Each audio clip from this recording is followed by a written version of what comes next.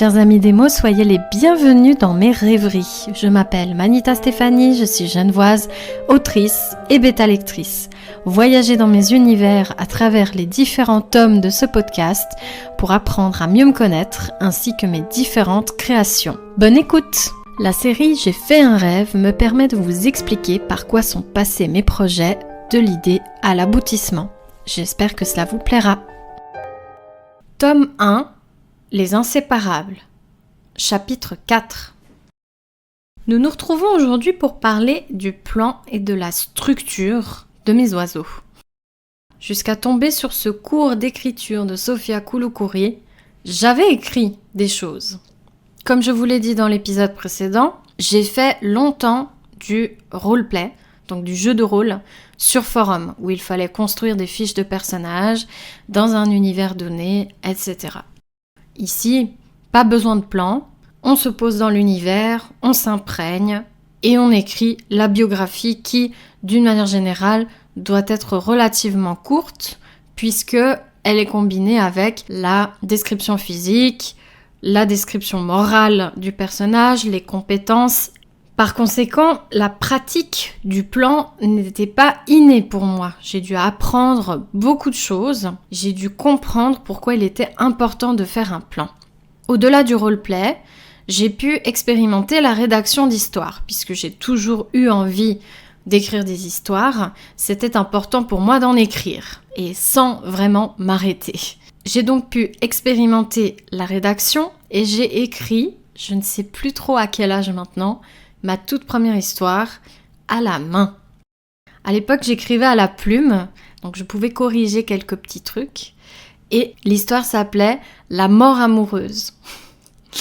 Ça parlait de moi, je m'appelais Julie, je ne sais pas pourquoi. Et je rencontrais dans le parc devant chez moi un garçon très mystérieux, ténébreux, tout ce qu'on aime quoi. Il se trouve que mon secret, c'était que j'étais morte et que j'étais devenue un ange. Bref, très basique, très en vogue à l'époque où j'ai écrit ça et probablement influencé par plusieurs de mes lectures. J'ai quand même écrit un début, un milieu, une fin. Je l'ai construite comme elle était dans ma tête. Il faut savoir que depuis toujours, j'invente des histoires dans ma tête. J'en ai raconté certaines aussi pour me faire bien voir. Ça n'a pas vraiment marché. Mais les scénarios, dans mon esprit, ont toujours été très clairs. J'ai relativement souvent eu tout de suite, en pensant à une scène, un personnage, une trame, la fin qui s'est imposée à moi. Donc forcément, le cheminement pour y aller n'était pas toujours très clair, mais je savais dans quelle direction aller et exactement ce que je voulais faire comprendre à la fin, puisque dans toutes mes histoires, il existe la plupart du temps un message que j'ai envie de faire passer. Du coup, j'estimais à l'époque que je n'avais pas besoin d'avoir un plan ou de construire un plan puisque tout était clair dans ma tête. Alors je me suis toujours laissée un petit peu surprendre par des personnages qui arrivent au milieu de l'histoire ou alors tout simplement même les personnages que je connaissais et qui n'agissaient pas vraiment comme je l'avais imaginé. En ce sens, je pense qu'au fond, j'ai toujours été une jardinière, c'est-à-dire que j'ai une idée d'histoire et on y va, allez, c'est parti, à l'aventure. Sauf que cette méthode et cette façon d'écrire a eu des limites à un moment donné puisque dans le cadre d'autres histoires plus longues, des histoires en plusieurs tomes par exemple, je me suis retrouvée bloquée. Après cette première histoire écrite à la main, j'ai eu une autre histoire dont je vous ai déjà parlé et celle-ci a été la première histoire que j'ai écrite en 14 pages sur un fichier sur ordinateur. Là, à nouveau, avec un début, un milieu, une fin, l'objectif étant d'écrire une nouvelle. Le seul souci de ça, entre guillemets, c'est que là, à nouveau, je n'ai pas eu besoin de construire un plan puisque 14 pages, c'était relativement court à écrire et surtout très facile pour moi puisque tout était clair dans ma tête à nouveau. Donc, jusque tard, dans mon processus d'écriture, dans ma conception de construction d'histoire, je n'ai pas vraiment eu besoin, entre guillemets, de construire un plan. jusqu'à tomber sur ce cours d'écriture où on m'a déjà dit « c'est important quand même que tes personnages aient une histoire ». On en a parlé dans le chapitre 3. Là, j'ai commencé à déchanter un petit peu, mais c'était encore agréable puisque là, les personnages étaient clairs dans ma tête, quelques surprises se sont glissées dans la fiche, mais toute cette biographie se passait avant le début de l'intrigue. Puis Sophia nous a dit, il faut construire un plan. J'ai un peu fait la grimace parce que, j'avoue, ça m'embêtait de faire ça, parce que j'avais l'impression d'écrire l'histoire et qu'une fois que c'était écrit, je n'aurais plus besoin de l'écrire en entier avec tous les détails. Je m'explique. À la base, l'écriture pour moi est un exutoire. J'écris pour évacuer des choses. Alors, la plupart du temps, à l'adolescence, j'écrivais des textes relativement sombres, des poèmes, des choses très très courtes, sur des feuilles volantes comme ça. Mais j'écrivais aussi de la fiction, du coup. J'avais des scénarios qui venaient dans ma tête et puis je les ai écrits. Donc, notamment, j'avais commencé 3 histoires. En plus de celles que j'ai écrites en 14 pages, évidemment. Donc j'avais une histoire de vampire. C'était très en vogue aussi. J'avais une histoire post-apocalyptique et un peu, si j'ose dire, fantastique. Et j'avais une histoire qui se passait, qui parlait de voyage et qui se passait dans une... c'était 2 amis, l'un était malade et il décide de partir en voyage et il tombe sur une tribu qui n'a pas du tout les mêmes coutumes qu'eux et ils doivent s'adapter à ça. Donc cette dernière histoire, à nouveau, j'ai écrit peut-être, je crois pas 14 pages, mais j'ai écrit quelques pages puis je me suis retrouvée bloquée. Je me suis pas posé plus de questions que ça. Concernant l'histoire des vampires, je suis arrivée aux 3/4 de l'histoire, sans plan. Donc j'ai écrit une centaine de pages, quand même, une centaine de pages. Je ne sais plus le nom de la police, mais c'est une police très ramassée, donc forcément les pages sont bien remplies. Et j'ai écrit 3/4 de l'histoire, et là, impossible d'écrire la suite. Impossible parce que déjà, j'avais pas la fin, pour une fois. Et en plus, j'étais arrivée à un point culminant de l'évolution des personnages, sans pouvoir vraiment cibler où je voulais les emmener et quelle serait la finalité de cette histoire. J'avais écrit vraiment au fur et à mesure, en faisant quand même des recherches, parce que j'avais envie d'amener une transformation en vampire originale, et pas juste quelque chose qu'on aurait vu et revu. Et donc je m'étais documentée, un ami d'ailleurs m'avait beaucoup aidé à l'époque parce qu'il connaissait beaucoup d'histoires avec des vampires. Donc il y avait de la recherche, il y avait les personnages, il n'y avait pas de biographie de personnages évidemment à l'époque, mais c'était pas très grave, mes personnages étaient clairs. Et là je me suis retrouvée bloquée, je suis pas sûre que je me suis arrêtée au milieu d'une phrase, comme pour l'autre, mais en tout cas je me suis arrêtée au milieu d'un événement, un moment où les personnages devaient repartir pour affronter le grand méchant, si je peux simplifier. Et cette histoire en est restée là.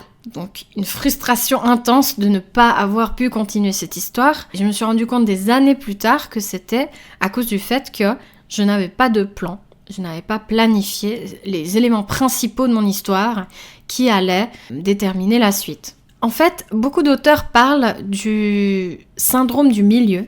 Et moi, j'ai le syndrome du 3/4. C'est-à-dire qu'arrivé aux 3/4 de l'histoire, donc vers le dénouement, j'ai toujours de la peine. Et donc, cette 3e histoire, celle donc qui est post-apocalyptique, j'avais commencé à l'écrire sans plan. Puis, je ne sais pas pourquoi, c'était bien avant les cours de Sophia, je me suis dit qu'il fallait que je fasse un plan. Probablement, j'avais vu des conseils d'écriture, etc. Peut-être pas à l'époque. Je ne sais plus ce qui m'a ramené, en fait, à me questionner sur ça, mais j'ai commencé le plan de cette histoire une fois que j'avais écrit les 3/4. Parce que je me suis rendu compte que je savais pas comment ça allait finir. Et cette histoire-là devait être en 3 tomes, à la toute base. Et sans plan, ça aurait pas été possible de planifier les 3 tomes, de me rendre compte comment allait évoluer l'histoire et les personnages. Donc c'était plus complexe, et donc j'ai fait un plan, mais j'ai commencé le plan seulement une fois que j'avais commencé l'histoire. Donc c'est très très particulier. Et du coup, j'ai quand même réussi à finir d'écrire le 1er tome. C'était il y a vraiment beaucoup d'années, je vous parle de ça. Donc, pour pouvoir vous l'amener, cette histoire, il faudrait que je la réécrive complètement.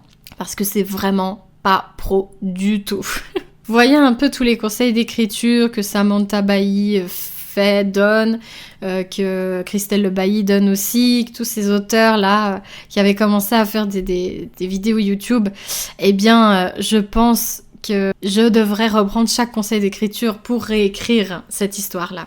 Mais tout ça pour dire que je me suis retrouvée prise au dépourvu et je n'ai réalisé cette conséquence, vraiment je l'ai conscientisée seulement au moment où j'ai pris ce cours d'écriture. Et je me disais aussi que pour un roman contemporain, j'aurais moins cette nécessité de faire un plan. Puisque l'univers existe, l'environnement existe, les personnages pourraient exister. Il n'y a rien d'extraordinaire dans la construction de cet univers, puisque mon intrigue se passe à Genève dans Les Inséparables. Et donc je me suis dit, pas besoin de plan, je suis très au clair avec mon histoire, j'ai écrit leur biographie et je sais maintenant quelle est la fin. Parce que oui, en créant les fiches de personnages, les biographies de personnages des Inséparables, la fin m'est venue naturellement alors que j'étais en train de construire leur histoire d'avant. Parce que j'avais, si vous voulez, le plot twist, le premier plot de l'histoire, donc le premier événement qui allait bousculer mes Inséparables, mais je n'avais pas vraiment la finalité de l'histoire, puisque 12 ans plus tôt, je m'étais arrêtée à cet événement et juste après, je ne savais pas où les emmener. Du coup, le message que je voulais faire passer n'était pas cet événement dramatique, mais la façon dont ils allaient le dépasser, le surmonter pour aller vers le mieux. Et à partir de là, j'ai pu construire la fin. Et je me suis rendu compte que pour construire le début, le milieu, la fin, il fallait un plan. Alors j'estime aujourd'hui être team jarditecte parce que je pense qu'au fond, j'ai l'âme d'une jardinière. C'est-à-dire que je pourrais écrire des histoires sans vraiment construire de plan. D'ailleurs, pour des nouvelles, pour des écrits très courts, je n'ai pas besoin de tout prévoir, de tout construire. Et surtout, je garde toujours la possibilité de me faire surprendre par mes personnages. C'est-à-dire que pour construire un plan, aujourd'hui, j'utilise les éléments principaux du récit. J'aimerais vous donner des exemples, mais ce serait vous spoiler les Inséparables, et c'est pas le but. L'idée est vraiment de se dire, dans l'introduction de mes personnages, j'aimerais qu'il se passe telle chose. J'aimerais qu'on les voit dans telle situation. Donc ces situations principales, que j'appelle principales, vont se poser dans le plan. Je vais poser toutes les scènes, puisque souvent c'est par scène que je visualise mon histoire.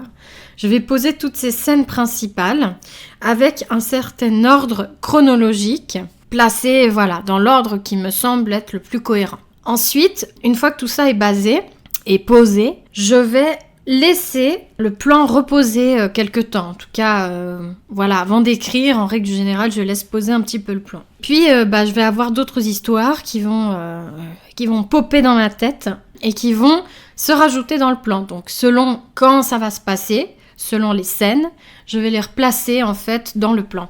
Puis, une fois que j'ai défini aussi la structure de mon récit, je vais écrire. Et comme j'aurais noté par exemple certaines scènes, alors en fait certaines scènes vont être écrites en entier. Il y a des scènes qui sont très très claires et qui changent très très peu du moment où je les mets dans le plan, presque écrites en entier, en tout cas avec tous les détails que je veux mettre dedans, jusqu'à la relecture finale si vous voulez. Ces scènes-là qui sont très très claires dans mon esprit, en règle générale, restent dans le récit. À moins que finalement je me rende compte qu'elles soient pas du tout utiles, mais c'est relativement rare. Donc dans mon plan, en fait, mon plan n'est pas très structuré. Je ne peux pas, moi, parce que j'ai une mémoire de poisson rouge, je ne peux pas résumer en une phrase ce qui va se passer. D'une manière générale, je mets les détails qui arrivent dans mon esprit. Ça peut être des détails sensoriels, ça peut être des détails de ce qui se passe, ça peut être des détails physiques, environnementaux. Bref, j'essaie de détailler. Mes plans font plusieurs pages. Je n'arrive pas à vous redire combien de pages fait le plan des Inséparables, mais je pense une dizaine de pages, facilement. Parce que je détaille beaucoup mes plans. Mais ensuite, pendant l'écriture, on en parlera dans d'autres épisodes, mais je vous fais une petite intro ici. J'écris la scène, ou j'écris le moment, ou j'écris la mise en bouche, comme j'aime bien l'appeler. Et parfois, mes personnages n'agissent pas du tout comme je le veux.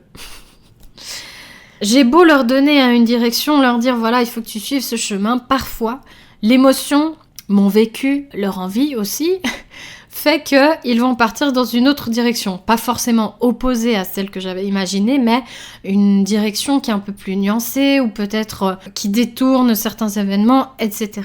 Et donc, ces envies, ces scènes, je vais les rajouter dans le récit. Donc ces scènes-là, ces moments-là, ces pensées-là ne vont pas se retrouver dans le plan. Elles vont se retrouver dans le récit, mais je ne vais pas forcément les ajouter.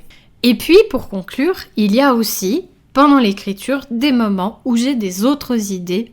Les autres idées, pour étoffer un peu l'histoire, là, je vais les rajouter dans le plan. Et ça me permettra d'y revenir plus tard. Donc là, à nouveau, quand je dis ajouter dans le plan, c'est pas juste une phrase. C'est vraiment, des fois, j'écris une scène entière, un peu comme justement un scénario en disant, voilà, il va se passer ça, comme ça, comme ça, comme ça.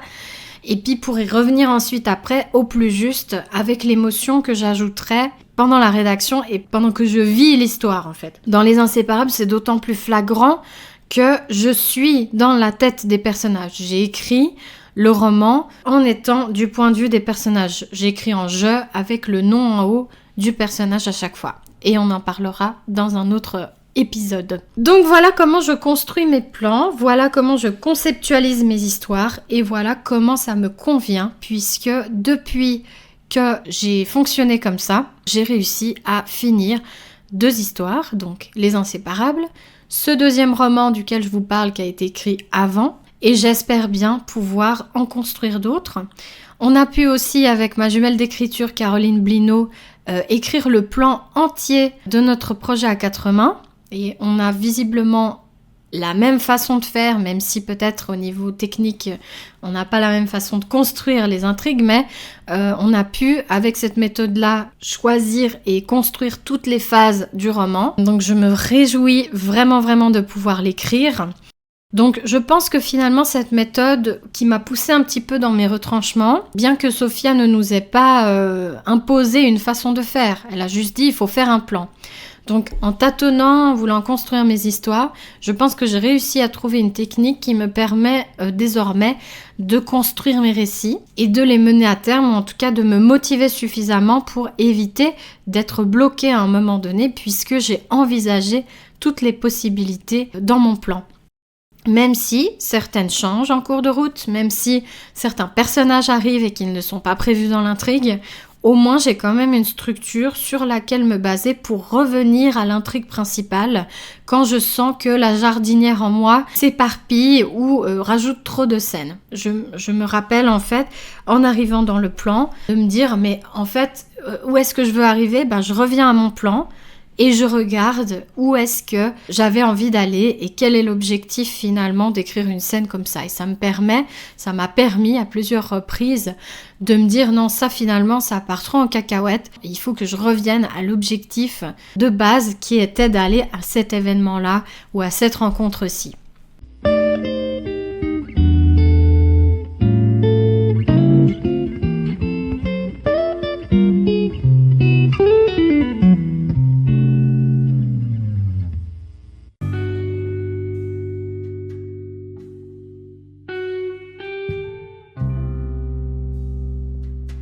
Retrouvez-moi dans le chapitre 5, le choix de la narration, pour avoir la suite de l'histoire de mon roman.